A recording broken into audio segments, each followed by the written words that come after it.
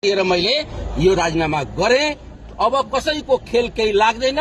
भोलि पर्सितिर फेरि एउटा परिस्थिति हुन्छ जसको बहुमत हुन्छ उसले सरकार बनाउँछ। तर म फेरि दावा गर्छु हामीसँग बहुमत छ। आज बहुमतलाई मिसप्लेस गरेर चिया खाने नाउँमा पिसाब फिर्ने जाने सांसदहरूलाई हाम्रो चाहिँ एउटा परिस्थिति सृजना गरेर बेल थिचेर जुन परिस्थिति सृजना गरियो त्यसको विरुद्धमा अब फेरि पनि हामी बहुमत सांसदहरू जान्छौं। वैधानिक बाटो 168 को 2 यथावत छ। साथीहरूले सपना देख्नुभयो कि जितेन्द्र सोनल हामी लडेर लाठी खाएर जेल ल्याएर परिस्थिति चाहिँ संघीयता ल्याएको साथीहरू दिउँसैमा सपना हेर्नुभयो कि यो धारा खत्म भएपछि अर्को धारामा जान्छ, अर्को धारामा गएपछि तेस्रो धारामा जान्छ र यो समाप्त हुन्छ। म संघीयता विरोधीको कुनै पनि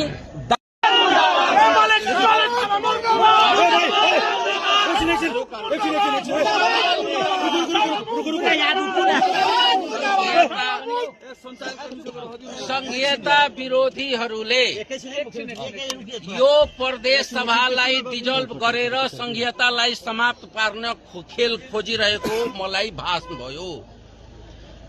मेरो र सरकार पक्षमा मतदान गर्ने सांसदहरू कोही 5 मिनट गएछन्, कोही चिया खान बाहिर क्यान्टिनमा जानुभएको छ। हामी भन्दैछौँ सभामुख आधा घण्टा रुक्नुहोस्, 1 घण्टा रुक्नुहोस्, परिस्थिति हुन्छ आउँदै हुनुहुन्छ साथीहरू अनि अगाडि बढौँला।